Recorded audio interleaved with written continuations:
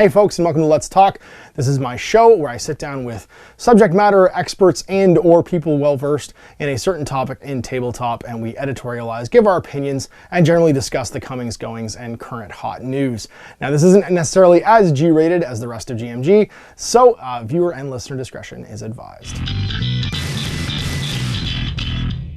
Hey everybody, welcome to Let's Talk. So today I am here with Jay from Lords of War Games and Hobbies, and he is going to be discussing life as a retailer in 2019. This was a topic that I was really excited to talk about because, especially in North America, so much of people's tabletop hobby takes place in a friendly local game store. And historically, they are a rare breed that survives past a year. And Jay's store has just celebrated its 4th birthday. Yeah. I know that because my son was born the same day you guys opened your store in a giant snowstorm. Yeah. That was the best. Yeah. My wife and I went from your store opening party to home to like I guess it was probably like 9 o'clock at night. My wife was just like, we gotta go. And then we got snowed at the hospital for like 18 hours. It was great. You know, maybe that was the I good can't luck. Forget your store's birthday basically the same way that I can't forget my son's birthday. Perfect. Which is to say regularly. Yeah. So, so 4 years in, I guess my first question is just, and we've talked about this before, but how did you make it past that first year? What do you think was the thing that got you to survive 365 days in the hobby industry starting in 2015? Sure. Well, the first thing is we had, there's 2 of us, so didn't go it alone. we didn't solo it. Yeah. So Chris and I, so it was probably 2 or 3 years prior. We just had lunch and we he's just like, hey, he worked for Games Workshop at the time. He was managing Young Lawrence. Yeah. And Toronto. We've been friends for years, and so he's like, hey, let's do this. And I was like, okay. And then well, you weren't even in the industry at the time. No, because you worked for me in the Square One store for years, but you'd left, gone back to school, and then you were working in. I was doing IT.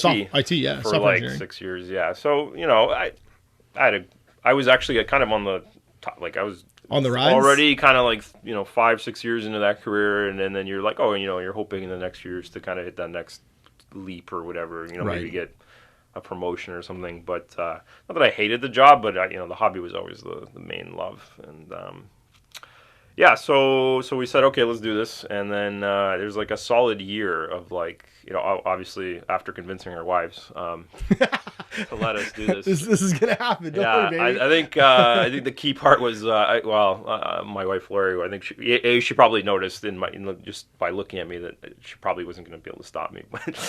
But secondly, I think she was she realized that all my hobby crap would leave the house. That's also good. Yeah, so no, that's strangely this studio has done much the same thing for my relationship. All the shit out of your house. Just get it out of here. Get all the miniatures shit out of the house. Yeah, it's like the first. She's like, does that mean all this is leaving? And I'm like, yeah. So from an interior decorating point of view, that's a big selling point. It's great. Anyway, but to drive the point home, basically, think of it: 2 families, saving money.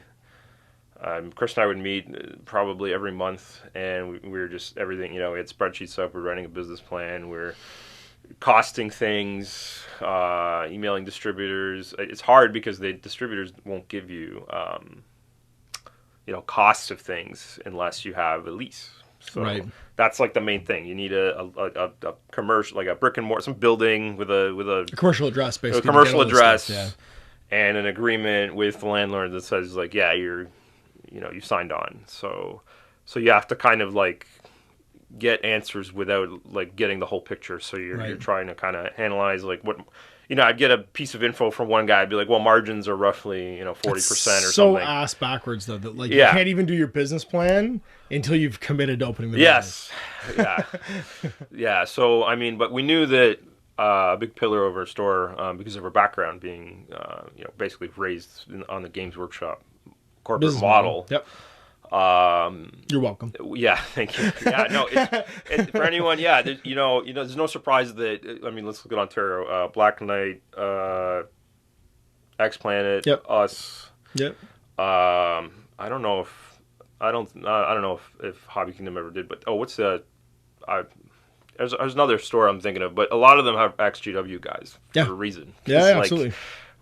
you get to see how much of stuff you need to order and what you should have on the shelf, and you have experience, and you have training with not just sitting behind the counter and not talking to customers. And how to talk to customers is like the biggest thing. And anyway, so you're doing that for like a year, and then you kind of know what you're doing, and then it's just pure austerity. You're just saving money and putting money together. And how much would you say? Because I know we've talked about before. You guys didn't pay yourselves for that first year. Really? No, so that kind of dovetails into like reinvesting. Getting into that first year is you're prepared to not take a pay check for months. Yeah. Probably we got off the ground pretty well. So maybe like 6 months in, I think we drew a little bit of money, but it wasn't like crazy, Yeah. Enough to get gas, get there. And go. Anyway, but to go on with the capital, there's a great I don't know if you've ever watch this videos, maybe not, because it's hobby, but it's magic. So there's this guy, his channel's called Affluent Investments. His name's Rudy, and he put it perfectly, because he gets asked this all the time. He's like, what do you need to open a card store? And he says, in his case, he says, you need 100,000 liquid money capital. And you could argue similarly for hobby stores, depending on how. I think tabletop's one industry now, to be honest, because you tend not to rely on one of those pillars anymore. No, card stores have board games, and board game stores have miniatures, and miniature stores have there's kind of 3 core pillars in that tabletop retail model now. Yeah. And you don't. I think maybe when he was making those videos, you'd rely on one. Like you could just open a pure card shop. Yeah, and you of all the 3 of them, I'd say it goes board games, cards, miniature workers. Yes. You could survive as a board game shop, definitely. Card games are still a bit more niche, but they tend to have a very strong underlying release model that makes the money come in. You have to invest in a huge secondary collection, and that's like a lot of money tied up. Like it's weird. It's like being like a wine selling collector. Yes, where you get like good bottles of wine, you got to hope they appreciate and in value, and you have to get so many of them and have like so much variety. But anyway, the point he made, he's being kind of sarcastic but also real in his description. He's like if you have 99,000, not enough. If you have 100 and 101, you have too much, don't open a store. You're gonna go. It's not worth. It's a bad investment. So I like to think it similarly. So I think, and also kind of like what do you want your store to be like? Do you want it depends on where you are. Like maybe if you're in a smaller town with cheaper rent, like maybe you can have that huge gaming space with like 20 tables and all that junk. But does it make you money? Yeah. How does that generate revenue? Yeah, well, you have to think about that. I think that's a good question. So when you approached opening it, you had X amount of square footage. How did you approach filling those walls? Because those walls all have to be things that make you money. Yeah. So we, going back to our background, okay, we know Warhammer. We know everything to do with, how to use their products and paints and how to sell their products. So, I don't know. I want to say easily a third, maybe half of the money invested was directly in that. That supports other things though, because getting the paint rack, getting the hobby supplies, you can sell any miniatures to associate with those things, right? Like you didn't need to have a certain brand of paint. That's like an all-in-one rack, basically ready to rock and roll. It is, yeah, and it helps that we can, we already had some collections and things to put in the cake. Chris and I have a strong hobby background using the Citadel method system, so I wasn't worried about someone coming and be like, hey, do you have Vallejo or something? I'd be like, well, not yet, but here's some things you can do with the Citadel range. I'm not breaking the barrier down, but being like, it's okay. Like you might. It's a weird thing, there are people that go to their independent store because they don't love their local GW or they don't like the cost or something. But at the end of the day, the products are still really good. And if you are, it wasn't difficult for us to sell people on them because we had the know-how and the examples to show it off, and so. So what did you open with? You opened with probably about half workshop, and then what else? Half workshop, and then okay. So then we looked at couple other things. We carried Malifaux. You were deep into Malifaux too when you opened. Yeah, it was big though because 2015 was about the height of M2E. M2 was like rolling out hard and thick. Yeah, and there was enough. Every faction had like its core crew boxes out, and the things that were missing were like some of the ancillary little 3-packs and things that were still getting made. But that was good because it was more releases for you guys to have come out and sell. Yeah. It was a rolling product line. It was, yeah. You could count on something fresh every month, and then we had a bunch of new customers that were like, well, what are you offering that's new and unique? And then we could be like, well, you should check this game out because maybe you haven't played it yet. It's some things it has going for it. It's all plastic. It's similar enough to Workshop that people can build and paint the model kits the same with supplies. Kind of, like any skirmish game, the barrier to entry is very low. $100 got you into the game. Yeah, it's crew box and rulebook. Crew box and a rulebook. So, yeah. And you had Infinity? We had Infinity. Yeah, we knew. So that was an easy no-brainer. And there weren't, at that time, it's different now, but at that time, the number of stores around that had a full range of that. It's just you. It was us. Meeple Mart, basically. Meeple downtown, so we're far enough away. Lionel Next Planet had a pretty decent. I don't know if he had the whole thing, but he had like a good chunk of it too. So now we have 2 games that you can't really get easily elsewhere, but they're good up and coming products. Like Corvus Belly was just kind of, I think that recently. I don't know if it was that year, but shortly. N3 was 2014 or 2013. N3 had just launched. Yeah. So it was all relatively fresh. And then I think they just moved to like their awesome new building, wherever it is in Barcelona, or wherever they are. So they were like growing. And then we added. We had a little bit of Magic because that is another like game and hobby that Chris and I partook. We kind of know enough about it. It wasn't like. You didn't go deep, but you had it. Yeah, it wasn't like packs in a small showcase, and we had some board games. We kind of had like the top 25 bestsellers. Yeah, Board Game Geek. Like, games. You had like Catan and Carcassonne and you had a display of the very common popular ones, and then a few of the Euro kind of, and actually they did pretty well at the beginning because there was again not many places that had these like that spot in Oakville, for sure. In Oakville, yeah. And what was the other? We had Flames of War. We still do, and that game. I feel like that whole game, and there's different times of the year where I love it, and other times where I'm like and it's a very up and down. But I think their Team Yankee release really was a turning point for them. They said something nobody had. Yes. If you have 15 mil Shermans, you don't have to buy them again and again and again. No. So releasing a new plastic kit for 15 mil Shermans, a lot of the collectors already have a battalion of Sherman tanks or the Tigers or Panzer IVs or whatever. Yeah, and I think that the rule sets, like you could see they took cues from 40K. They made it like fast and deadly. And it's a clean, it's a cleaner sort of like everything's on a card and it's nice and fast kind of. And I think we rounded it off with like X-Wing because X-Wing's like... At the time, X-Wing was huge. Yeah. Yeah, I think at the time, I don't know if it is now, but it was at the time the most played tabletop game, I think. It had whatever you call it. We could do a whole episode on X-Wing and the impact that's had on the market, but it was the perfect Christmas morning test miniature game. Yes. Anyone could open that box and play in 15 minutes. You punch tokens and you're playing. Yeah. It was the fastest box to table game with finished miniatures, I think, probably ever released. And it was like lightning in a bottle. And that was like 2015 is probably the year after it came out and no one could even get their hands on it. Yeah. You're probably about a year into the initial. I think we got it in at like kind of the best time because literally, stock was available again, and you didn't have to wait 6 months to get like a TIE fighter or something. Exactly. Because that first wave, that first wave, nobody could get it all of a sudden for like 6 months. There was people just screaming for it. Sure, and then to kind of add, this isn't necessarily products, but we. To make ourselves unique, I guess, is we were like, okay, we want to have like really pretty tables and nice terrain and like just like that whole nice shiny new clean shop and you framed out some really nice gaming tables. Yeah. You built your own out of like lumber. And actually shortly after, and probably a little bit, I'm sure you influenced us a bit with that is the gaming mats. You guys were the one place to get gaming mats. Gaming mats. And actually you had people ordering them and you were shipping them for a bit too because I used to be a couple of weeks for months. Because you had the whole tableware line when it first came out, and then you picked up the urban mats ones too. I had urban mat, I had game mat. Now it's kind of calmed down and we're kind of settled down on like because 2015 is about when that industry exploded too. The mats became the mat industry became like a huge thing, and people started playing more at home, and I guess that's a good segue into this. Is that the timing wise, 2015 was the beginning of what I'd call the tabletop boom. Yes. Where the year after that was new 40K. Yeah.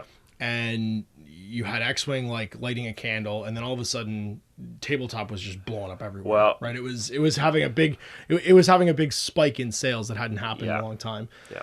Yeah. So a year in, almost a year into like the 3-month part, new 40K comes out. Age of Sigmar came out. Oh, that's right. It was that year. That's 2015. That's right. Yeah. So, so you never even stocked Fantasy Battle, really. You had a few kits, but then all of a sudden we knew it was changing. So we just had staple boxes. Right. Every army has a couple of I forgot 15 was Age of Sigmar. That's right. Yeah. So what was the impact of that? Of like literally opening, I guess 3 or 4 months before. Yeah. So Age of Sigmar kicks off. So you have so I'll put. I would say the day we opened, the first day, like our opening day, I remember like there's this like nerves and whatever, and then when all the people showed up, it was a zoo. I was instantly like, okay, we're gonna be fine. When it wasn't dead, when it was, because it was wall to wall. Like I was there with Cassie, and my daughter was there with us, and we were having like we everybody showed up with like cakes and all like we're all eating food and hanging out. People were all buying stuff because like you didn't just stock things we could get anywhere. So we were excited to be around a bunch of products we couldn't just buy off. Yeah. Anywhere but online, basically. You don't have to wait to get them all of a sudden. So a lot of this, like, this market research came into play. Like, what, and I get asked this a lot.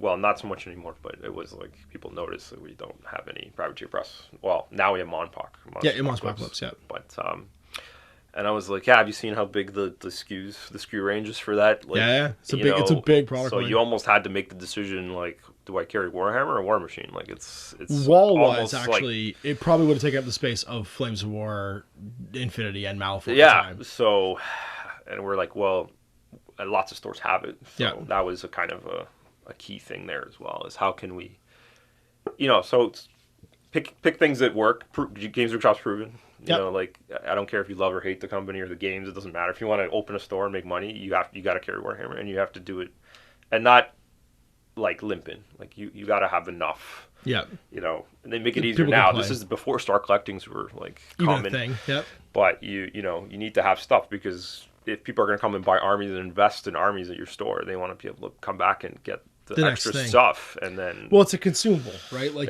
you buy something, you consume it by building it and putting it together and playing a game with it. And then once that process is kind of done, you're ready to come back and get the next thing to be excited about and consume. So we did that with the other 2-3 lines, right? Malifaux, everything, Flames of War. Flames of War we're a little more careful with. But anyway, your question about Age of Sigmar is, so we knew it was coming, and there was a conscious effort to make sure there was like, 10, 15 grand in the bank that just could be tossed at that. Because AFED, Warhammer Fantasy was a very it was a very popular edition. It didn't necessarily mean, like, I know the business side of Warhammer meant that like they had to make a change, because obviously it wasn't making as much money as based on how much they're investing in the game. It wasn't returning what they needed, and I loved that old game, like with a lot. I had 7 armies in the case painted or something crazy. But I realized at the time, I'm like, a change needs to happen, and it was a little wacky and rocky. But I don't know. I think we bought and sold like 40 2-player starter boxes, and we had all the rule books and all the extra things, and just stayed positive and helped people navigate this completely new realm, because it was weird. There's no points, and like there's we came up. I remember we ran that first Age of Sigmar tournament at Lords of War weekend. Yeah, we used wounds or whatever. We used wounds. Yeah, we had to come up with a format to run an event, and it was pretty. I mean, there's like 30 people playing. It was a pretty big, popular event, and some people that became very passionate about the game played in that first event. So I remember Ilko played in it. Still playing now. Playing now. Yeah. I mean, Mark Chabot showed up with his dwarf army still on square bases and played in it. Like it was an interesting time, but it's so funny how your business opened right at the cusp of all of these big industry launches. So Mark II War Machine, or second edition Malifaux is kicking off. Infinity's just in the beginning of N3. Age of Sigmar's about to come out, and then the next year you hit your first year and 40K relaunches. So imagine, with the biggest marketing push ever in the history of wargaming behind it. Yeah. So imagine we opened a year earlier, and we picked the same games. I would have like potentially like old Malifaux stuff. Yep. Old N2 stuff for Infinity. Like it would. You're seeing a dead product. Or I would have had like a deep.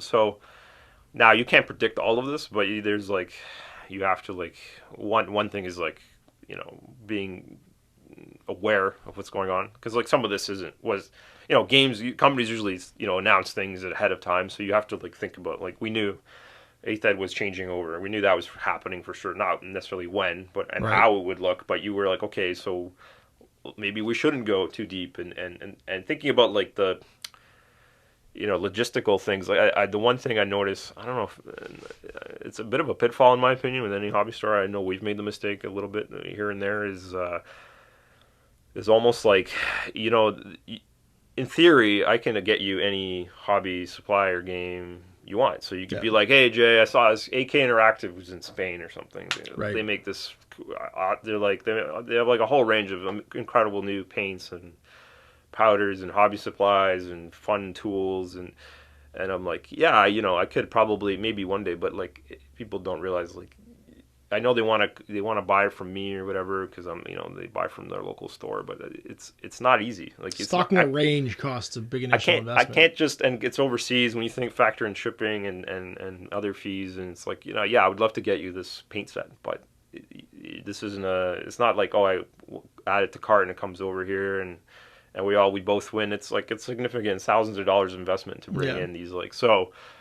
And I think if you, as a hobby store, a new one, try to like overextend, you will, like, that is probably the fastest way to cripple yourself in the early days. You almost have to, like, you want to broaden the product lines you have rather than just like pick a few and just focus on them, and then have some extra money to pivot in case. Because I think that's a hard thing for a lot of retailers to who are new to the business, especially when you come to the retail, the hobby retail or the tabletop retail world from somewhere else. If you're a fan, you have to learn the business side. If you're a business person, you have to learn the fan side. Yes. Like, everyone kind of has a strength and weakness, and you guys came to it, luckily, I think, with a pretty good mixture of both. Yeah. Right, where you'd worked in the industry before, for like one of the biggest corporations in tabletop, and then you'd also been hobbyists most of your lives, right? So you understood a lot of, and not just like tabletop wargaming hobbyists, but also card gamers and board gamers and stuff as well. So you came with a bit of foreknowledge as to like what to do, but there's no manual that says when you sell something, that money you just made selling it doesn't go in your pocket. It has to go into ordering either 2 more of the thing you just sold, or the thing you just sold back on your wall, and then something new to expand that same product line. So like, if you just have start collecting boxes, you need to get something that isn't a start collecting box on your wall all of a sudden. That's where that money goes to. Because eventually, you know, Tom or Bill or something, I bought that last week. What do you got for me this week? What do you got for me this week? Exactly. Or you could save it to put into new releases. And that's, I think, one of the big powers for friendly local game stores now, coming out of Workshop and coming out of Corvus Belly and coming out of these companies that have like a good, consistent monthly or weekly release schedule, is they just tell you exactly where to reinvest that 45% that just came back to you when you make a sale, right? They just say like, well, here, you can just continue to roll the new releases in, and your shelves will fill up. Because I honestly, walking into your store today versus walking to it 4 years ago, having been there during exactly both periods, your store is 99% full now. Like, you have products anywhere you can possibly fit them, and you're actually it's a problem. And you're putting in things like floating wall racks now. Like, you're creating shelf like space basically to hang product you didn't have before. We added our like fifth product paint rack or something. You have your paint racks. There's like a maze of paint racks in the back basically where you walk through. It's... And in the beginning you just had, you know, front facing products basically around the store because you're trying to fill the walls up with what your initial order was. You could have every box could have its own little spot. But after the first day, we like picked the entire store clean. It was just holes everywhere. You had to restock the whole store. Sure.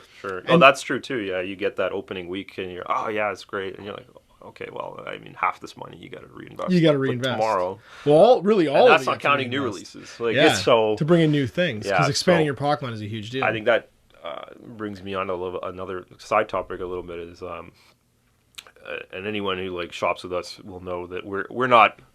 Our goal was never to be the best price or the cheapest. We're the fair price. So, you know, we're just MSRP. Like you've never given discounts. We don't discount anything, and I think, and sometimes people politely, I don't get upset or offended, they're like, oh, what about, what are you doing with this product or that product, and I have to explain to them, like, look, like, sure, They don't realize the damage of like, throwing like for example, Games Workshop product is going to sell anyway. There's eventually. There's just no having a $95 start collecting. All you're doing is hurting yourself. You're not gonna that. All it means is you have to sell another one down the road to make the same amount, and they're going to sell anyway.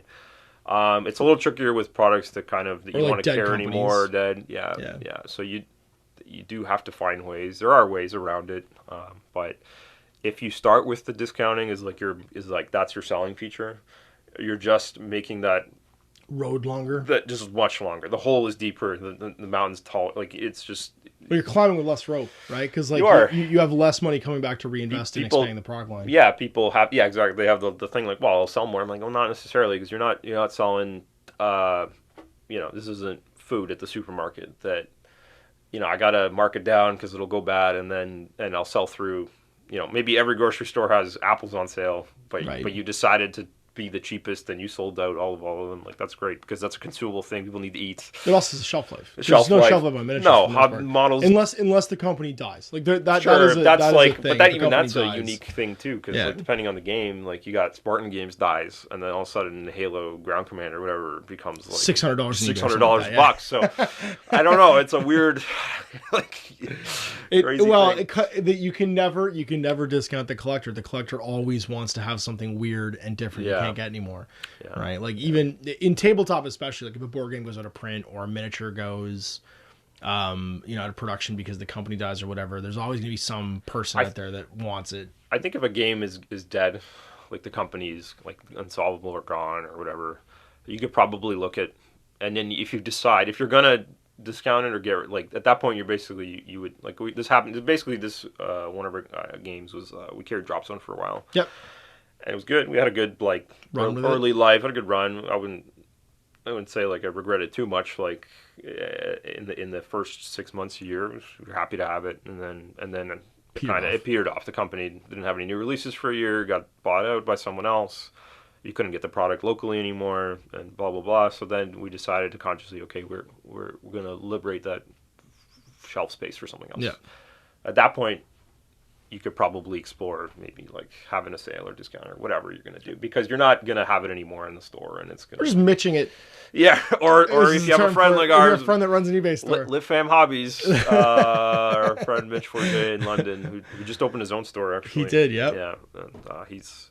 But that's a legit. I mean, if you don't want to, because especially if you don't want to be seen to be discounting it online, you can just sell or to discounting in the store. Yeah, you can always just discount it basically and sell it online, or just sell it at auction, right? Just auction it, yeah. But use it as prizes to your events sometimes. Give stuff away as prizes that you were discontinuing, you weren't going to be carrying anymore. Yeah, but no, for sure. And like I said, it's mostly just around not making, especially in the beginning, the road harder than it needs to. It's already difficult. There's already minefields and pitfalls. Like some guy could call you from, I don't know, an X miniature company somewhere, and I got this awesome new thing. You got to bring it in. Right. And if you bring it in and you get $1,000 of stuff that you can't do anything with because you don't know how, or it's not going to be easy to. And then if God forbid a few of a handful of your customers bought it and then they saw it, it's not going anywhere. Now they kind of feel like, well. Why did I buy that? Yeah. So they're less likely to take a risk. Like the lesson is like buy stock the things that you believe in and go all the way with those. And you don't need 15 other games. Just pick the few that you're the best at and just do that. It's, What about so here's the thing, and this is something that I've actually seen in friendly local game stores that has never made sense to me. Is people stock a whole product line, but then complain about the company that's on their wall. Yeah. That's, you just said go all in on it. Like, can you expand on what that means? Because that is a thing that drives me fucking crazy. Is when I walk into a shop and there's a whole wall of product, and the guy behind the counter is complaining about the company that I product. I'm like, do you just not want me to buy this? Like, yeah. I mean, it's kind of like if I had a hot dog stand and I'm like, these hot dogs are shit. and then meat is murder. Meat is murder. After you just bought one or something or whatever. So screaming meat is murder after you buy a hot dog. I think that comes from the professional business side. Right. That's because you haven't worked on that side of the industry. You just kind of, it's emotional. Because they might have a legitimate reason to be angry at that company. Like, I'm not saying it's not real. Maybe, but like, brought something if you want to sell me something, you can't badmouth it. Like it happens. Like, maybe if you were a regular at my store, and because lots of my customers spend time painting, hanging out, and so of course, you're with me for 6 hours. We're going to chat about this or that, and it comes up occasionally that I wouldn't say I'm never upset at the game, or it's nothing to do with the game or the product. It could be. I don't know, maybe the guy, my sales guy, made a mistake, or the way the company handled the release or whatever. That's going to happen. But I think to just take it out viscerally on the product that you have on your wall that you need to sell so that you can eat is just keep the lights on. Is just a complete. I don't know. It's you're not thinking. So and again, I know it sounds weird, but it's not the models. The models aren't the ones that are hurting you. Not their fault. Yeah. Oh, and you brought them in for a reason. You brought them in. Somebody wants them, right? Like, somebody wants them. So don't disparage people wanting a thing that you're trying to sell them. Yeah. What would you say? So I mean, having listened to you talk, there's 3 things that have popped up in my head so far, and it's getting the right product mix. Yes. So picking products that you think are going to sell well, and luckily when you did it, you were at the highest momentum point probably for N3 and Malifaux. Yep. You were at a decent momentum point on the cusp of a new game coming out for Battlefront with the World War II stuff. And you were literally at the edge of both Age of Sigmar and 8th edition 40K for 40K. So you can't necessarily control those things, but when you pick products, you can certainly do some research into what's currently got momentum in the industry, even if you don't know a lot about it, because you guys didn't know a whole lot about some of those games that you picked up when you first picked them up. And then you also diversified. Like you didn't just rely on miniature wargaming, even though that was the thing you knew the most about. Yeah. You brought in cards and you brought in board games. And what percentage would you say in the first year did that cover, you think, compared to the tabletop wargaming? Yeah. Board games and cards actually carried a fair bit of weight. Relative to their investment, you think? Yeah, I mean, the profitability wasn't as high as certain miniatures and all that, but it helped bring in some people that otherwise might not have really spent time in our store. There's definitely people that just play cards, just play board games. Well, it also give you access to those for later releases, because you sold a lot of Destiny. Yes. Yeah. Right? So having those people show up all of a sudden. So, and actually a lot of that, if we looked at our Venn diagram, a lot of those consumers of Destiny were people that also played miniatures. So it was just kind of like, they might have otherwise went to a specific other card store, but they're like, well, Lords has got cards too, so I got my minis, I can buy my Star Wars Destiny, And that was also, I was probably more of, actually, I will say that was the, in this case, our sales rep, who's not there anymore, he's at a different place, at Lion Rampant Imports, and he did just a really fantastic job of explaining that, like, no, this is a really big deal, and this isn't just me, like, trying to sell, because we have $1 million of stuff in the warehouse we got to get rid of in the next week, and then on our end being like recognizing that, but I think we probably definitely sold more than we could have if it wasn't for kind of having that. It's amazing how it's changed though, because like we've now actually we barely sell any cards at all now. We've completely shifted up. Transitioned out. We've realized that miniatures are our main thing, but yeah, that was a good example of not closing because because in the first year the diversification, I think it helped attract lots of people, and now that we have enough miniatures customers, we don't need to kind of bolt on the cards and some of the other extra board games that they're not the educational board games, the ones that aren't crossing over with miniatures, because a lot of your board game stock now I see has got a miniature component, or it's in the top 25. It is that, that's another, board games is another example of now, like these days, like we have a pyramid display when you walk in to your right, and that's full of all the the Catans and the Pandemics and all these cool games for everyone. And we sell through those all the time. And then our main board game bookshelf is stagnant because I think, more so than anything, board games are cycling and coming. And there's new ones because of Kickstarter and all that. That's the easiest thing to Kickstart apparently is a new board game. So the hotness this year is it only lasts 6 months, because then next year's hotness just replaces it. People are no longer, this year they're talking about, I don't know, Gloomhaven is the big one right now. Yep. Next year it's going to be something else, and and Gloomhaven is going to be like a distant memory. So, but how many of those customers already got the product from that Kickstarter? Because what you're getting customer-wise is you're getting the customers that didn't get in on the Kickstarter that want to get on the hype. Yeah. So it's a smaller circle of customers, a smaller pool of potential people. Sure.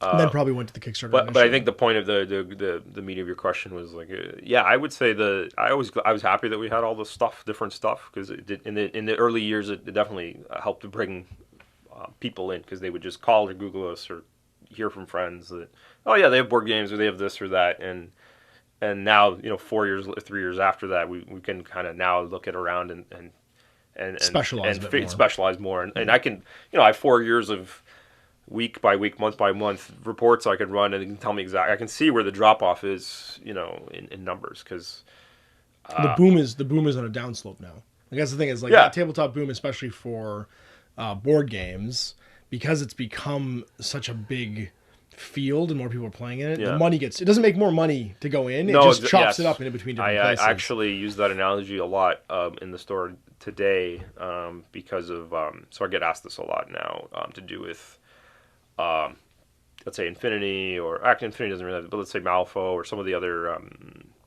games that are like a little quieter right now. Boutique, yeah. This just from that company's, it could be, I don't know, Malifaux's a good example because they're on the cusp of third ed right now, but prior to that there was not many releases. It was quiet.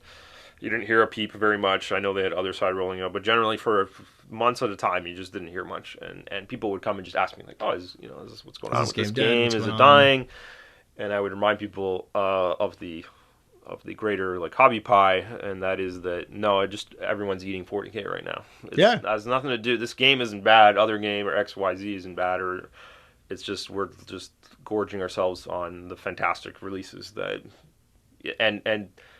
If I have so many customers, they only have, they have their budgets and whatever they spend, and they're blowing it on Citadel. And the money gets thrown towards the thing that people can see the most too. And if there's one undeniable fact, is that in the 4 years since you've been open, starting in 2016, really with the 40K launch, Games Workshop woke up as a marketing department and dominates the wargaming conversation basically online now. Yep. And even at events, because they have a road team that travel. They both in real life and digitally, their marketing has they've taken over your Facebook, right? Like you can't go on your phone anymore and not see something about painting. And you combine that with, I guess my last question is, so we talked about those three things, and the last one I was going to point out, sir, before we move on, is just that reinvesting of your money appropriately. The austerity you talked about, where you grow your products and grow what your selection is, and bring in new stuff. But it sort of to jump into that next thing is what so combine great marketing with the other half of that which is great customer service. So there's two types of customers that most businesses have. There's their consumer, which is the people that shop both at Workshop and with you. Yep. And then there's you as a customer. You are another type of customer, which is a trade customer. You retail and you buy stuff to pass along and sell. Correct. Yeah. So if you could rank your top three companies to deal with, and a lot of them don't deal directly, but if you were to rank your top three companies to deal with directly in tabletop, doesn't have to be miniature wargaming. Sure. Who would they be? And it shouldn't be no shock. Is generally Games Workshop is the easiest. Now there's a caveat. You generally have to carry a lot of it. So we have, I don't know, let's say 60% of everything they make 40K, probably 80% of their Age of Sigmar line. I have physically on the shelf. Yep. I sell all their paints. I sell their White Dwarfs, things like that. What does that entitle me to? Free shipping. I'm not susceptible to currency fluctuations.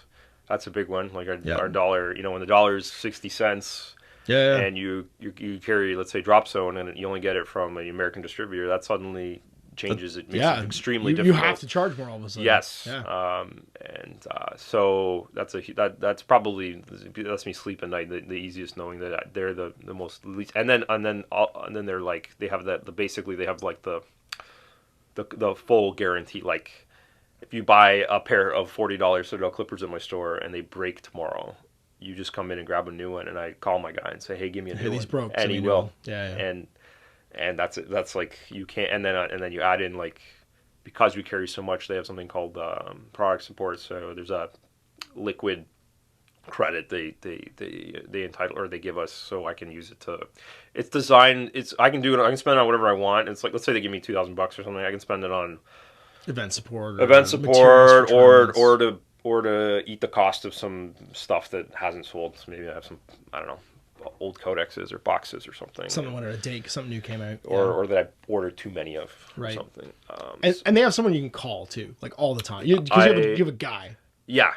I talk to him every week, and you know, and we have this like long, and I've had him for the entire 4 years, the same guy. Right. So like I see him at Adepticon, like I know he got married recently. Like we chat, and it helps because like if I do have those catastrophic problems, I have someone to. Not catastrophic, so wrong, a little bit hyperbole, but any bad problems, I can directly call, email, whatever, and I know he will attend to it. So. Right. So who's number 2? Who's the second best? Number 2, that's tough because there's a big distance between. There's a big number distance. 1 and number 2. Yeah. So I will say actually, just kind of from like the personal touch, it's kind of a tie. I would say we have.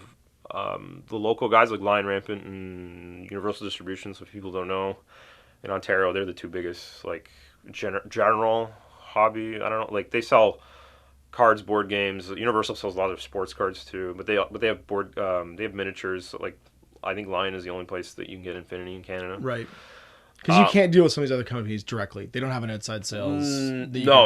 So kind of what I'm getting at is anyone that has a person I can call and talk to is like already like way above. Yeah. Is there any other tabletop wargaming company that you deal with directly? Yeah, so like Asmodee, who owns Fantasy Flight. Yeah. And so that, and now they distribute Cool Mini. So that's where we get our Game of Thrones or X-Wing. Legion, anything with Star Wars license. Do you have like a direct line to somebody there? Yes and no. Okay.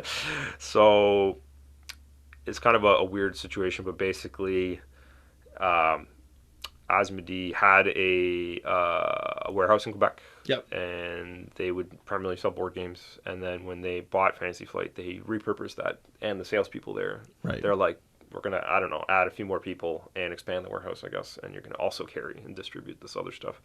And because of the influx of business, because they went from probably like 50 customers to like 500. Right. It's slowed down customer service. It's now, instead of actually talking to someone, I blind send a spreadsheet to an email. Oh. And then something automated sends me a few days later. And that's the only time I know if something's coming or not. And then I get a statement, like. In the mail. Right. So when people ask me like, hey, when's, I don't know, Lannister 2 box coming, Hero 2 box. I'm like, I don't know. Like when the email I'm like, shows I up, have this sheet that says that this back order sheet that says that they've acknowledged that I asked for it, right. And that they will hold me one whenever they receive it. But what day it'll arrive on, until I get the shipping slip from FedEx or something, it's just. So as a retailer, basically, your distributors are number 2 and number 3 because they're the ones you can actually have a relationship with. Yeah, they're like, it's a little bit like a mini games workshop. Like it's just they sell other games. They sell other games, yeah. Sell other games and cards and board games. Cards and board games, and they're in Canada. That's the other. If we had to give another pro tip, is find your locals. Is your supply lines have to be whatever you can do to make that cheaper. So whether it's getting it locally, and that also means that'll affect your decisions on what games you carry, because again, I might.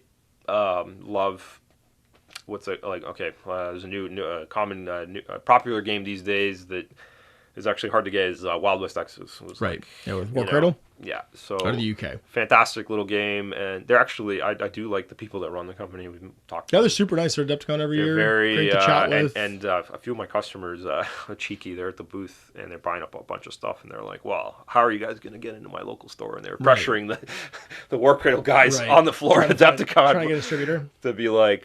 And anyway, and they were. Lion brought them in momentarily, but I guess something didn't work out, which happens. And yeah, so I have to decide like, yeah, this is a great game. I probably have customers that'll carry it or will buy it and play it, but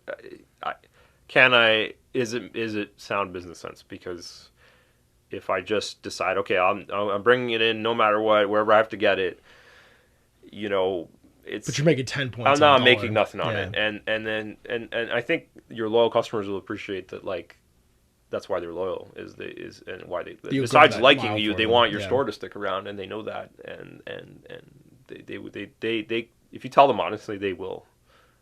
Understand and they'll go get it somewhere else, and there'll be no hard feelings either. No, exactly. There's customers that frequent, that do the circuit, all the stores around, and find out who has what. And people forget that that's another thing. A small thing is the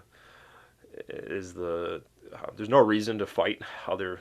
Your rivals, because all it does is it puts your customers. It's like parents divorcing. It puts them. You're like, but I like mom, and then but I want. Well, why are you fighting? And, Dad's got the hot tub, and mom's got the pool. Yeah, which one do I want to go to more? Yeah, all you're doing is hurting the customers and your own business, and for what? For ego, really. For ego, yeah. So it's all. If you look at customers in any given region, especially from the local game store, as like a big pool of money, which they are effectively, it doesn't. You never want to turn anybody away, right? Like no, and it's kind of like badmouthing product. If you badmouth a store, yes, you're saying to someone who might go there, well, you're not a good person because you go there. Yeah, without actually saying that out loud, it's just giving a negative impression. Yeah. Well, I like those guys. I hang out with them all the time. Like, what purpose does it serve, except for like trying to make yourself feel like you're doing better? It's not actually serving any business purpose to badmouth a competitor or even just some other local business person. No, I mean, like I got if I run out of something, I have no problem setting up somewhere else. Jordan or someone or Tim at Appleby, one of the two games workshops. GW stores, yeah. Yeah. Because you'll be sure they'll have it. I'm like, hey, whatever it is, guys got a box of Hellblasters. Okay, I'm sending a guy, right? Like it's right. And they do the same. So at the end of the day, it's just keeping the people, the players and customers happy. And the other thing though too is if your store is the best, it'll show. You don't need to do anything other than just do your thing, and And that's something that you guys have actually this is my I guess moving on to other things. This is the thing that interestingly you guys embraced really early on and actually put a bunch of time and effort into was community driven events. So you ran the Lords of War weekend, which is now actually the Sword and Brush. Yep. Which was a Crystal Brush qualifier last year. Well, last year was Don't know what's gonna be this year. Yeah, because I think Crystal Brush is maybe done. Yeah. But then you've also done, and you still do tons of painting clinics. You host internationally renowned painters and do painting clinics, and you do airbrushing clinics. And Sergio Calvo and Fernando Ruiz, Caleb. What's his name? He's got a German last name. He's an airbrush guy. Caleb. Caleb airbrush guy. God, he's gonna. I hope he doesn't see this. Yeah. Starts with an. I can't remember. Sorry, I can't remember the last name, but Caleb's awesome. But that sets you apart because there's nobody else really locally. No. That did like a weekender that was really regular throughout the course of the year, and then now that's also doing these like community-driven painting events and stuff. Because it's funny that as you've sort of transitioned, like you said, into being primarily a spot where miniature wargaming is like at the fore, and there's still board games and stuff too, but they typically have a miniature component. You guys have embraced some stuff that isn't traditionally, I think, seen as a retailer avenue for making sales, and that's paints and brushes and busts and airbrushes and airbrush equipment, and then you're hosting these paid clinics and stuff too from these very, very famous painters. How is that, you think, it sort of like allowed you to differentiate and like grow your business? So it's probably once we kind of got the store rolling and had a little more time and fun and resources to invest, to kind of move along into that specific segment, and it's probably the single defining measure of our store and our success and what we are, and it's interesting how it came that way. Because I remind people this a lot. So my close friends. So I would actually include Ash's influence in this a lot. When we work together, is and also the climate of Games Workshop, I guess, circa 2000 or whatever. Like, to work there, you had to paint. You had to have like painted armies. Well, we didn't have. There was nothing unpainted in the store. No, everything had to be done. It was very, because our stores were like mall focused, and you wanted to make sure the tourists and people walking in had like the best experience and all that. And so what happened is then my close group of like hobby friends, we all had the same like thing. We're like, oh, we got to paint. Let's get better at painting. It became a culture. Yeah. And I always tell customers and people that visit the store, I'm like, you should because this worked. I think we get together in game. I'm like, you need to get together and paint.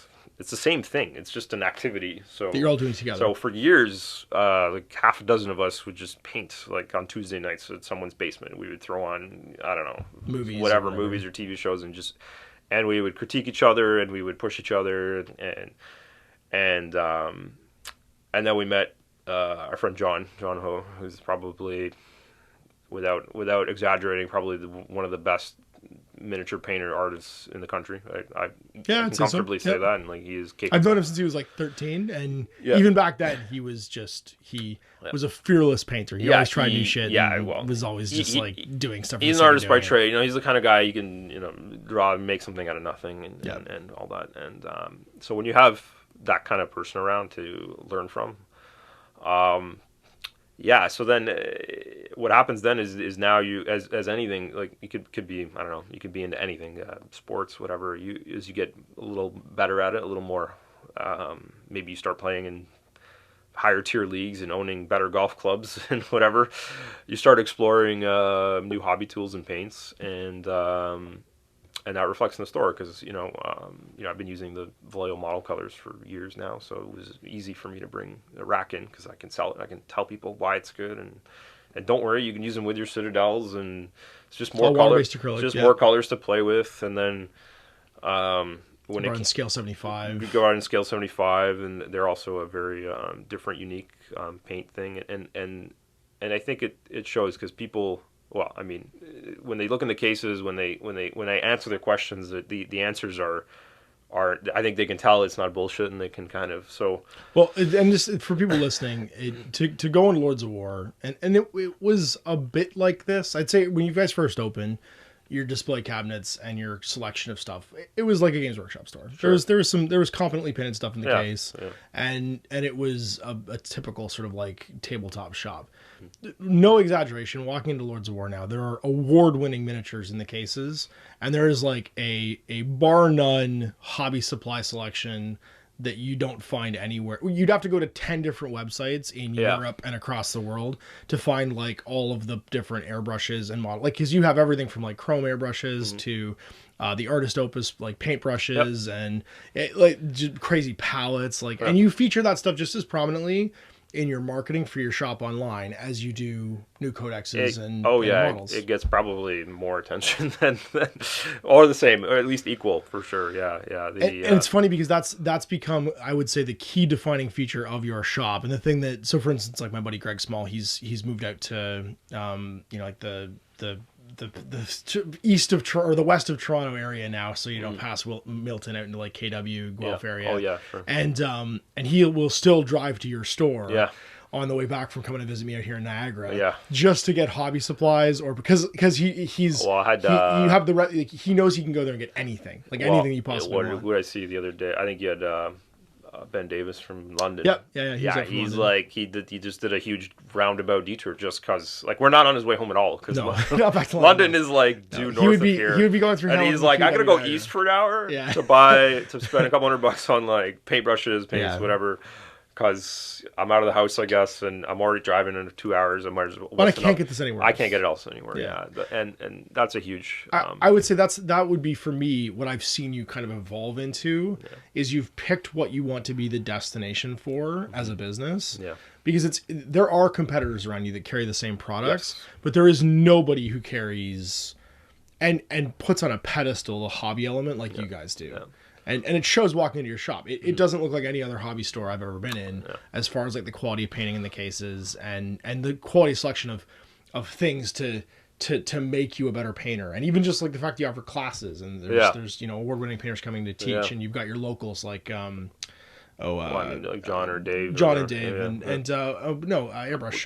Pat, Pat is great. Pat, yeah. I would say Pat's the OG of that. Pat was the guy that was first doing classes, just teaching, like literally just friendly teaching people to do airbrush. Yes. And then it was you guys basically saying like, why don't we just do this as like a class?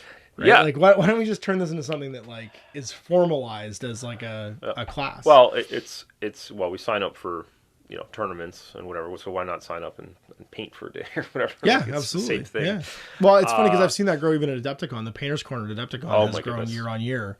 And my buddy Seth flies in from San Francisco. Like people come from all over to just hang out with other award-winning painters. Yeah. And capture paint, a little bit of right? what Mike drives down from Mike from Architect Studios, drives down to do it. And his first year was 2 years ago. It was amazing. I've never seen, I mean, Mike loves miniature painting, but I've never seen him so excited and energized as when he came back from that first Adepticon and he got to spend like quality time with other miniature painters that he just kind of like interacted with online, but now they were like real people and there was less like fear of like approaching them and stuff, and they were so friendly and supportive and just like good to be around.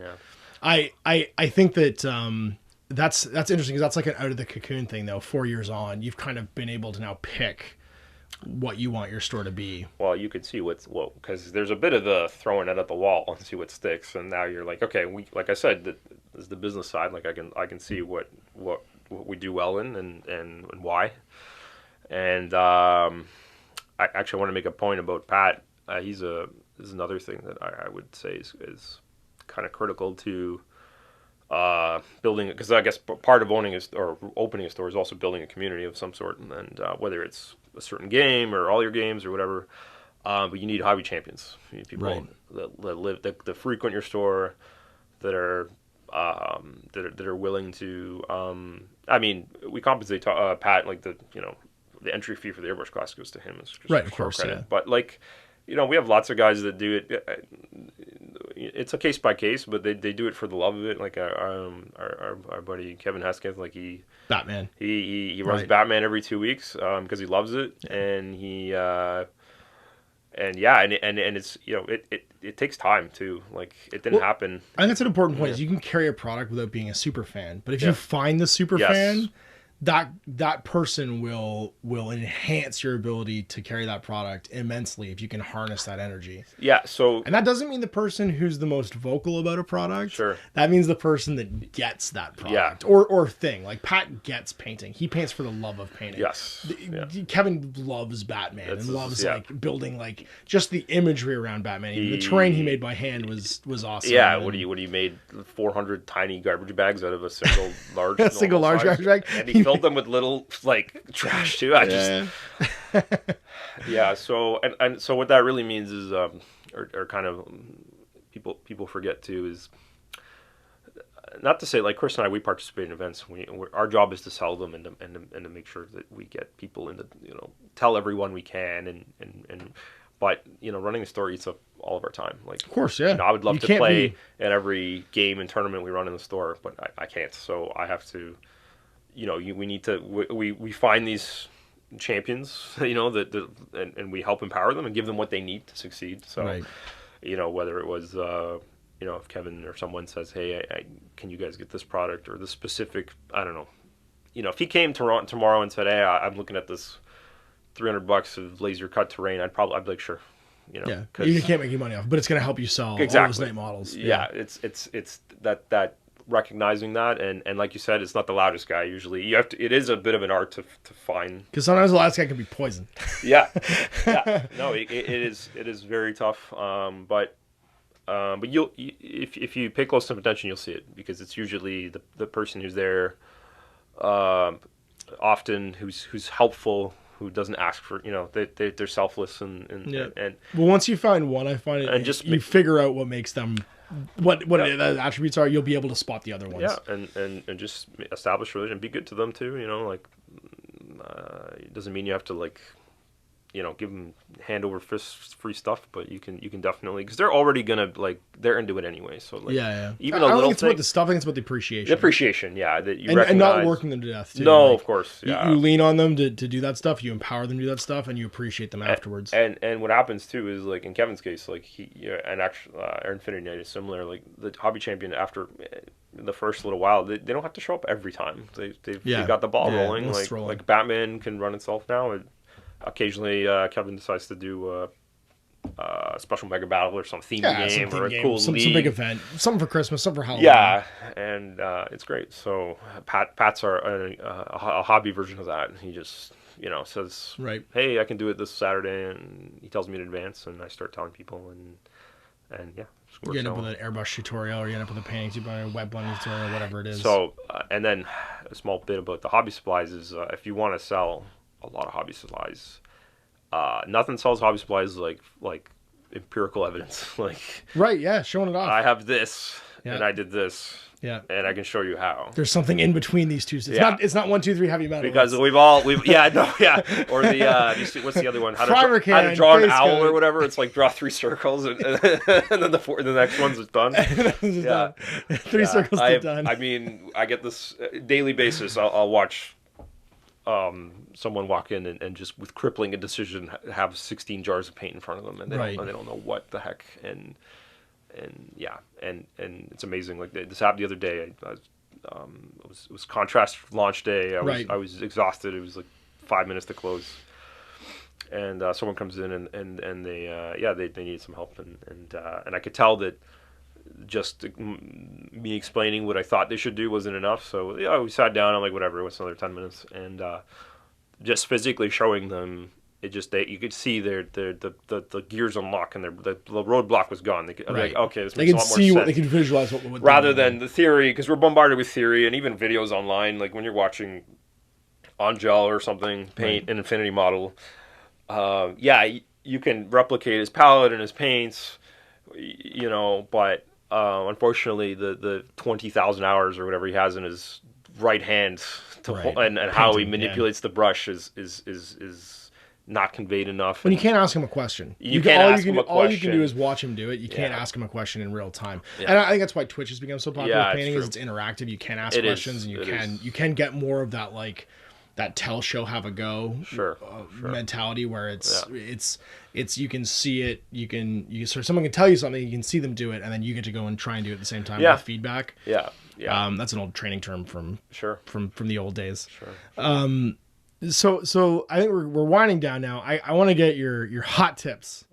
I want to get your hot tips for retailers out there. So we've talked a lot about sprinkling them in a little bit. I know. Well, we've got. I think we've got your video or listen to the your whole. Best practices have been sprinkled in here for sure. Yeah. But I mean hot tips right now. So I want you to tell me what your top 3 products that are up and coming or are currently the hottest in your shop are. That if someone was getting started today, if they're listening to this and they're like, I'm gonna go open a friendly local retail store. Oh boy. And they wanted to harness some of that same momentum that you guys got. What would your hot tips be? And then your 3 uh-ohs.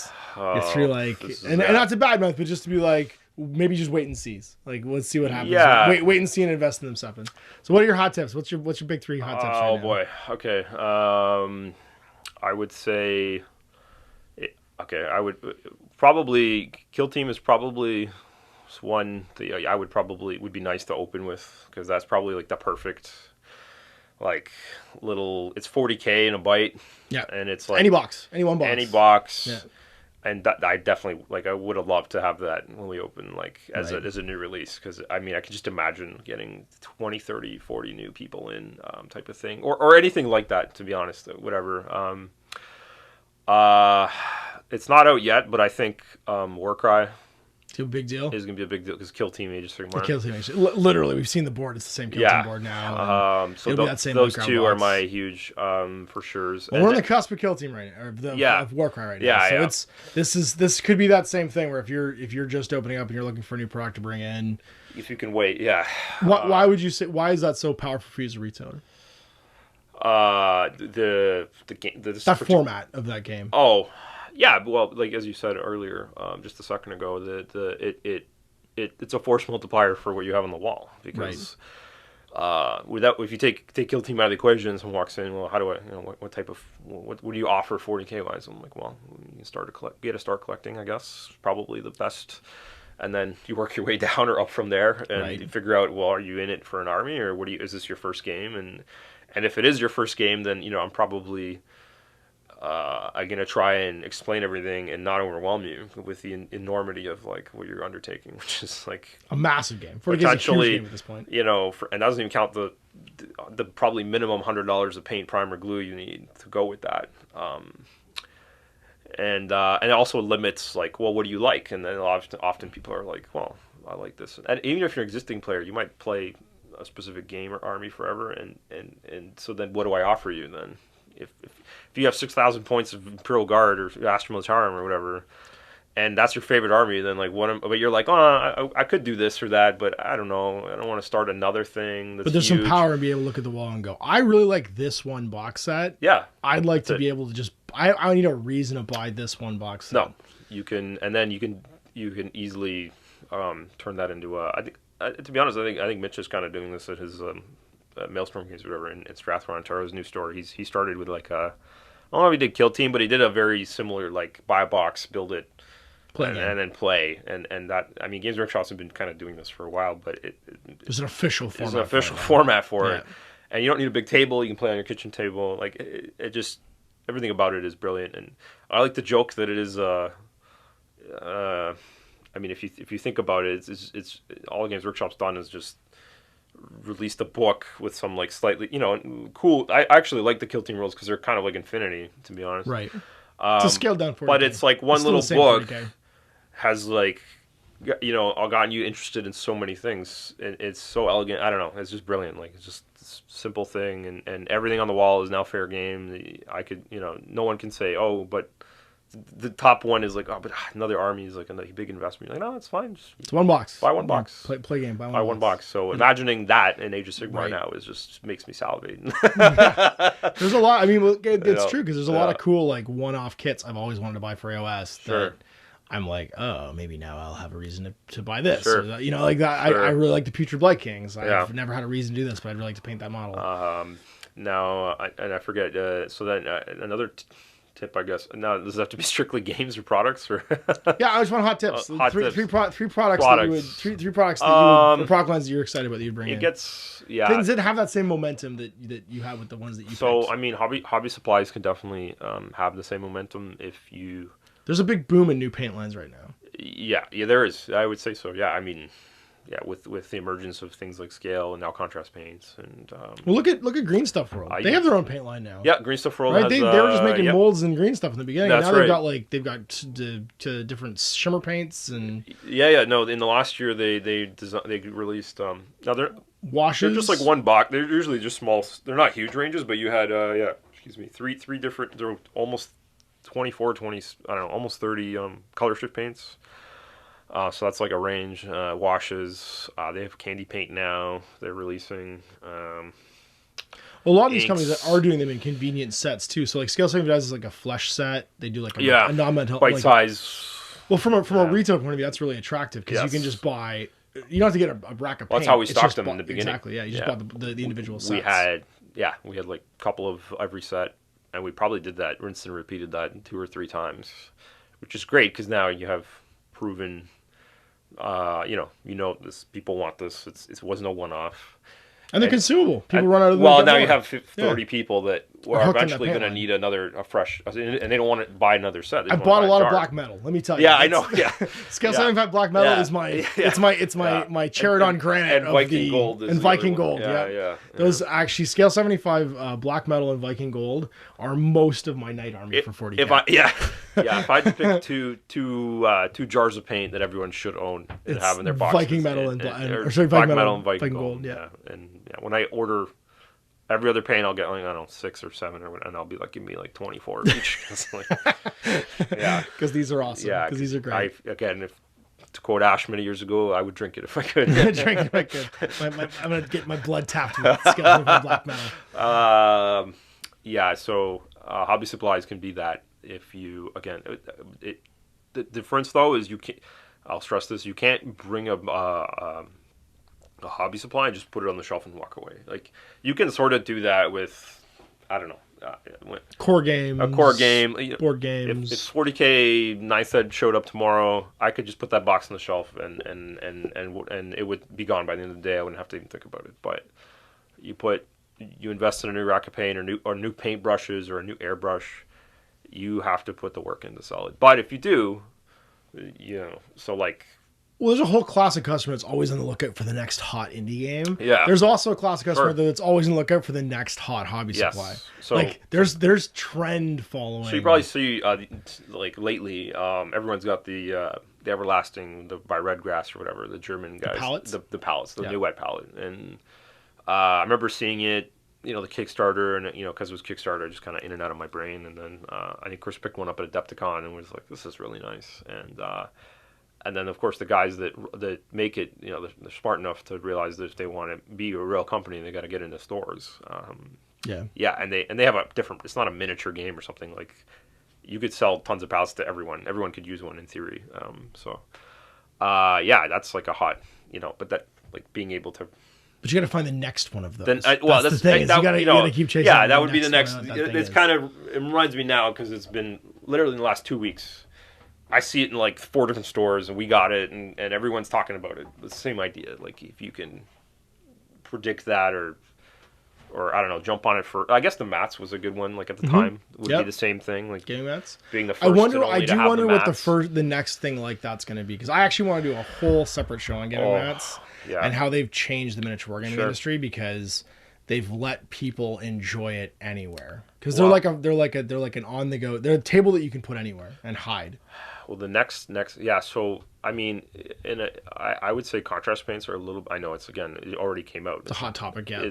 But when I saw them, so I'll be honest, if you want to be technical about it, a contrast paint is just a glaze. It's a thick glaze. Yeah, it's a high pigment wash or glaze. And glazing is not new at all. I literally have a bloodletter glaze pot. Yeah.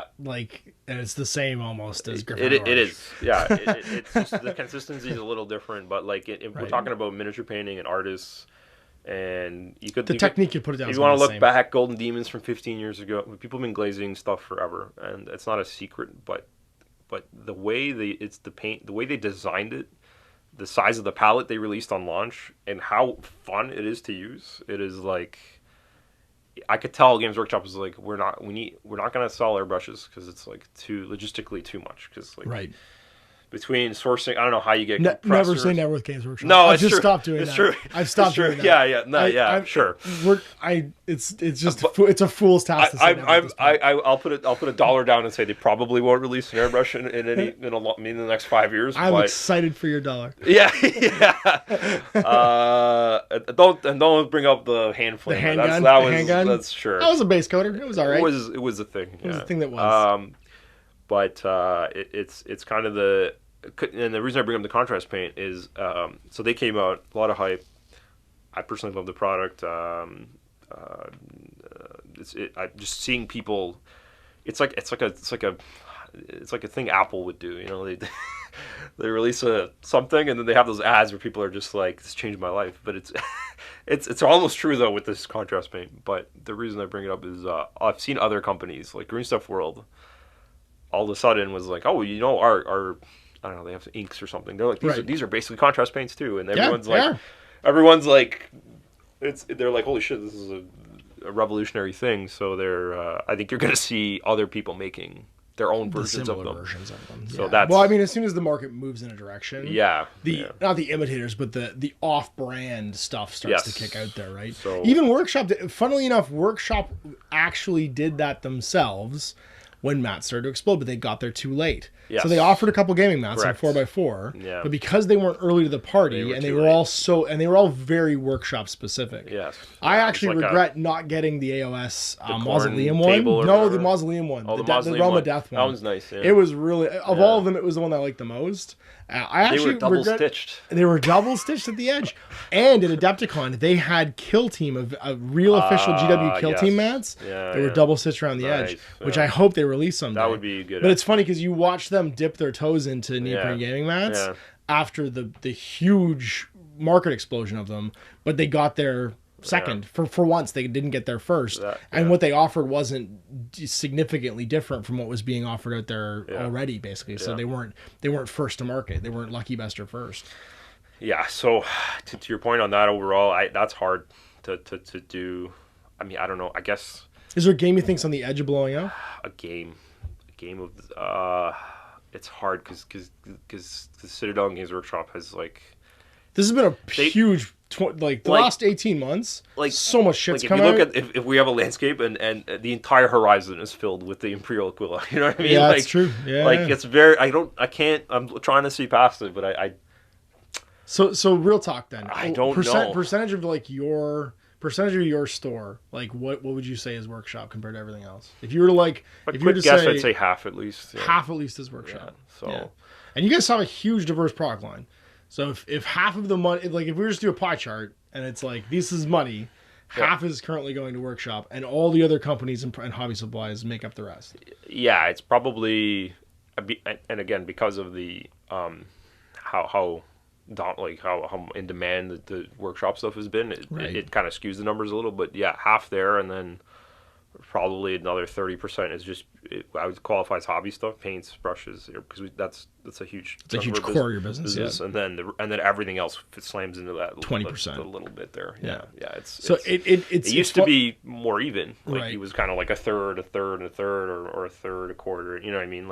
It's now you could easily feel it being condensed down basically by the amount of marketing. I'm trying to think of new. I wouldn't say there's been a couple of games that have actually surprised me. So because they're both a year old. They're the same game, but there's different. So you had Star Wars Legion, and then you had Song of Ice and Fire. Right, both 2 IP based. They both launched licensed products. They both had weird beginnings. Legion had. You couldn't get starter boxes after the first 3 months. And so just sold out and was gone. Their momentum kind of trickled and died a little bit, and then.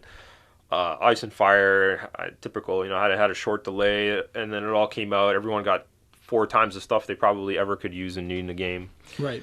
And then there was a bit of quiet, but then in the fall it started kicking up again. Both companies had steady releases, stock was available, and the games have had time to mature a little. Right. So there's not just 2 factions. So there's some pockets. I think I heard, what is it? I think there's a Hooded Goblin in Georgetown is having 32-man Legion events and stuff. Awesome. But they're the only ones. So I can tell that the fans have congregated into the few groups have found pocket here, pocket B, and then they eventually kind of congregate. And that's a good caveat for this whole conversation. Your mileage may vary based on where you are geographically. Yeah. Because there's always going to be a person listening to this or watching this being well, that's not my experience. Yeah.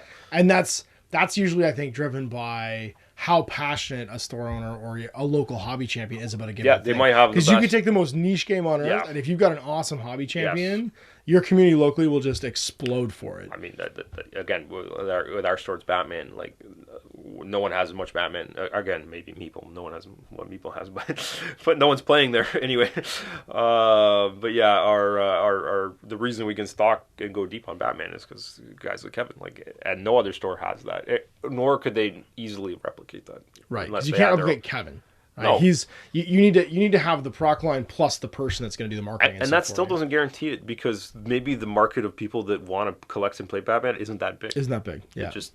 Well, here's my pushback to that though. Is if something is fun and you witness people having fun, that overcomes almost every other objection. Yeah, it's the old analogy of the high school party. If someone's thrown a party, but they've never thrown a party before, you know if it's going to be a good time. Yeah. You might not go. Sure. But if Steve's throwing a party and the last party we had at Steve's, we blew the doors off and it was amazing. Yeah. Everybody's going to go back to Steve's party. Oh, it's right? true. You see people having a good time, you hear people talking about having a good time, and then you're willing to invest money into you maybe also having the same good time. Yeah, I mean, and I guess you could evidence of that could be things like, what is it? There's still Infinity in the beginning. There wasn't anybody carrying Infinity for the most part in the GTA. No, it's true. And we were playing it anyway. And sure. And now I would qualify it as a must-have, in every store. Absolutely, sure. Well, and I would say it's mostly due to the efforts of Spud literally traveling Southern Ontario. Yeah, Spud is promoting. He is the bar none greatest. They need to make a miniature of him. There needs to be a Spud honestly, Carlos, HVT or something. There should be a Spud Warcore HVT because that guy has done more in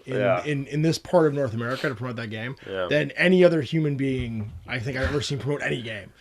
All right, he's like a seahorse. He's mated for life. It's just he's made it for life with Infinity. This is his jam, and he has brought it to so many local gaming stores. Yeah. I can't speak of that guy highly enough as far as finding a hobby champion, because he's not even partial to a store. He'll do it for anybody. He does. Yeah. He doesn't play favorites. He'll run events for anybody. He runs events at your store. He runs events at Black Knight. Runs them at Torchlight. He'll go anywhere and run an event, and he'll participate in other people's events too, just to try and grow the local community players. Yeah. For sure. So what about your I want to say bottom three, but what are the things right now that you'd be wait and see on if someone was just starting a business? If I was opening, yeah. Well, I mean, so if you're opening today, there's a few. I would still stand by our decision and still say now I probably wouldn't carry a War Machine. Not at the moment, no.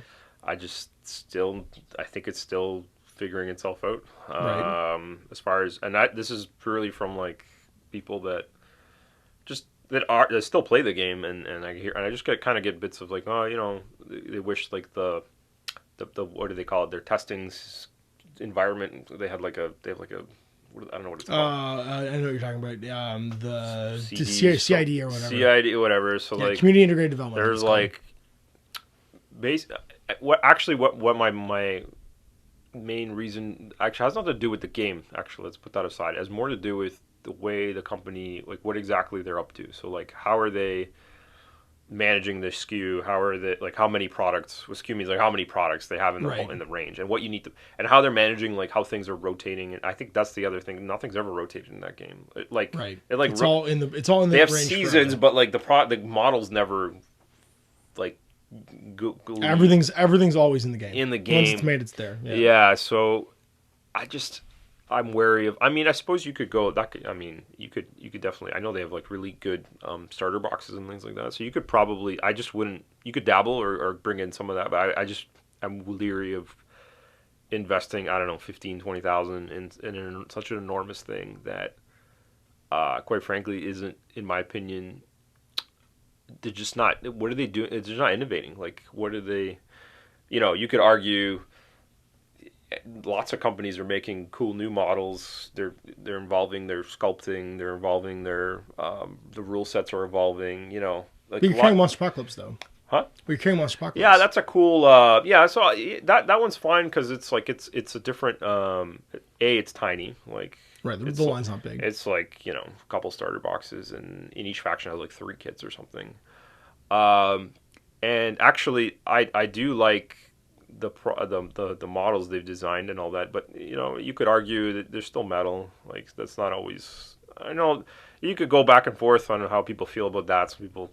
Some people will just not collect a game if it's metal, and other people. Wow. Like, some people won't. Not me. Right, I don't care. But so I've heard of, you know, I've talked to people that are like, I don't know, like it's people are spoiled by multi-part plastic and push fit kits. Yeah, and there's that. I don't know. So then, with the sort of like advent of like other smaller product line companies, I guess, like that Monpoc line, would you bring in their new one? Would you bring in what's it called? It's like their Shadespire. I don't know if you've heard anything about it. It's from Prep to Press. Oh. It's like a new skirmish battle game based on a hex board game. Yeah, maybe like those are generally safer because like they're not a huge old product line. No, and I think we go all the way back to kind of the beginning of our discussion about like the costs involved and what you need to get going off the ground. Is, you know, you could flip it around on me. You can be like, well, look, I've been championing a War Machine community for years. I know how to sell it. If you know how to sell it, great. You do your thing. Like, you know how to, you know what to do. You know what to carry. You know. So what are the product lines are in that same state where they have so many SKUs? They may be in transition. I would argue, I would even the Battlefront miniatures, like the same thing. Like if you're not sure how to, you know, what to do with it, or you don't have a local champion, then I probably wouldn't go very deep. I would get some starter boxes. I think you could.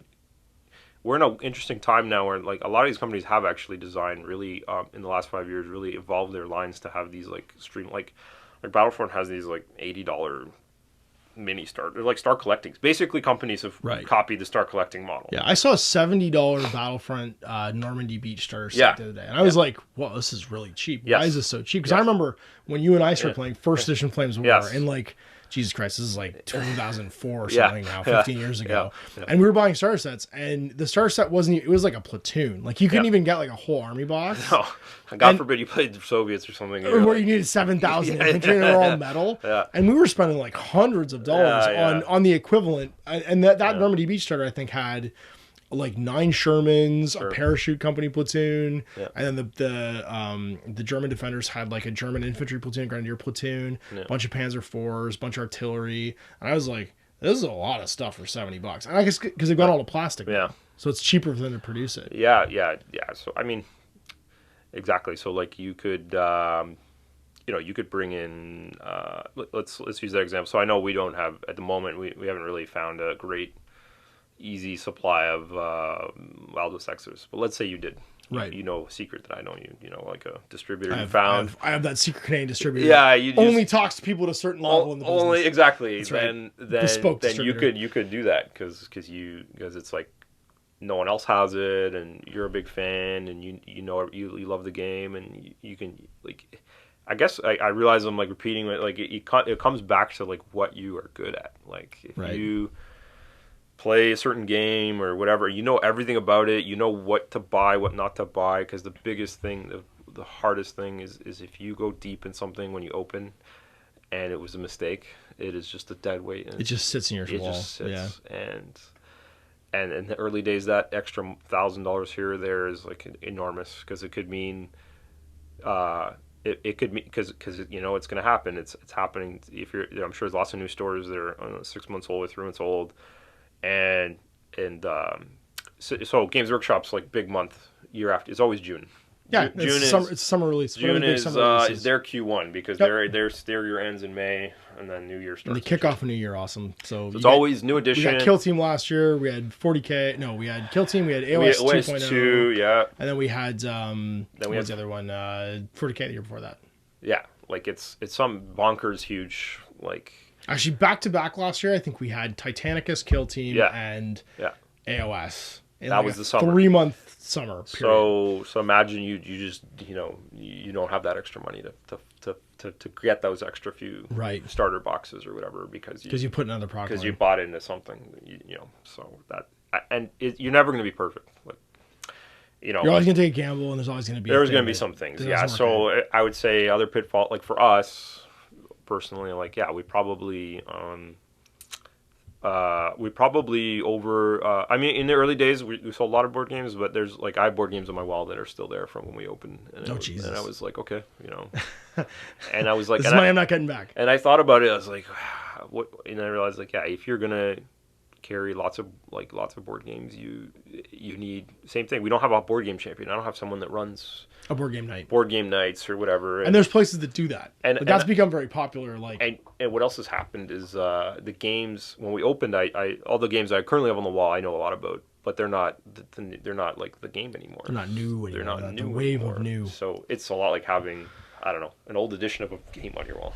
Like right. People are like, but I want the new one. You're like, oh. Yeah. And then when they see the old one, they're like, well, you're not really serious. You have the old stuff. Do you know what you're talking about? The people who are fans might not think you know. There's nothing worse than walking into a hot, unless you're looking for something really specific, to walk in and see like the previous edition of a game still sitting on the wall. And you're like. You walk in and then you're like, it's still full price, and you're like, what are these guys doing? Like, do they play 40K here? Like, what they got? Well, they don't six-headed rule book here. They may not know enough about the industry. Like, you start to question basically how. So then, why are you in the informed are they? Yeah. And then why are you doing this in the first place? Then? Right. Yeah. So it sounds like the thing to avoid is big product lines where you're not. You'd have to invest so much, and if you don't know if it's going to succeed or not, it's almost like just don't do it all at once. Like pick one or two, or pick things that are by nature smaller product lines that can have an increased chance of success. Yeah, because at the time when you picked Infinity and you picked Mark II Malifaux or Second Edition Malifaux, they weren't huge product lines, but they had all the essentials there. Like there was a ton of crew boxes out for all the factions for Malifaux, but with like tons more to come, and then it was Ice Storm plus terrain kits plus a bunch of new orange box packaged. Those are great. They can be actually really. It's like buying low and selling high. Like those are great opportunities to get into a game because you can just ignore all the old stuff. Yeah. So like, when at that time I remember I was like, basically I told my distributor, I'm like, I don't want anything in the old box. Yeah, don't give me anything that's not an orange package. Yeah. Like in the whatever or the old mouthful blisters. The new Don't give me anything that's not plastic. It has to be in the new art box. Plastic. I don't want to see the I don't want any, and so that's the advantage. But after several years, you realize those days are done. Like 5 years releases later, you're just like, when Mouthful Third Ed comes out, I'm still gonna have two E boxes on the wall. I'm not gonna. I mean, luckily they have a plan though, don't they? They do. But my point is, like, you'll see a distinct difference. Right. There will be a visual difference even. Yeah. So between black and green packaging and white and blue. You don't have the option to just so again, if you have an enormous range of something and it stagnates or gets old, or the new edition is vastly different. Like, again, if we had gone all the way into Warhammer Fantasy at the time, I would have had boxes and boxes for days. It's true. Yeah, if units that never came back. Empire Knights that just don't. Oh, you imagine if I had Bretonians and Tomb Kings. If I went deep in both of those, I would be like, I get this bone giant on my wall for the next 40 years. Oh my god, these Stream Skull catapults don't sell. Yeah. Well, that's great. Well, thanks so much for coming and talking to me about this. I hope you guys enjoyed listening to it, and those of you watching on YouTube enjoyed watching it too. This was a great chat with someone who has lived this crazy ride of the past 4 or 5 years in the industry, and also you had some other kind of minor life events, like you had a kid. And, all kinds of things happened in between there. Having my son was I changed. Actually, Chris also had a boy. Both at the same time. Did. Yeah, so it's.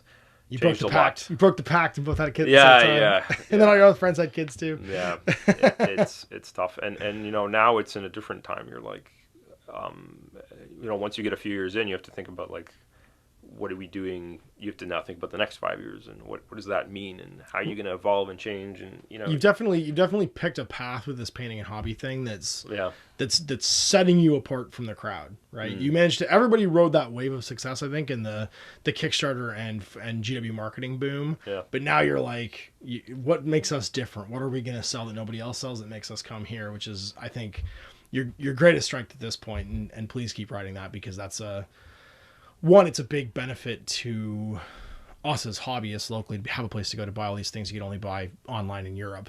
Yeah. But also too, I think it's a great indicator of the health of the market that there's stability in like your core product line, that you can go and actually innovate and try something new and take risks with paints and take risks with brushes and airbrushes and all that stuff too. Well, remember, if I say this a bit too, it'll sound a little diabolical, but if I can train all my customers to paint all their models, then they keep buying models. Yeah, consumables, right? And every model is valid. So it's not about, then it doesn't become about, I'm a Citadel guy or I'm a War Machine guy. It doesn't matter. This model's cool. So. This model's cool. Let's paint it. Let's do it.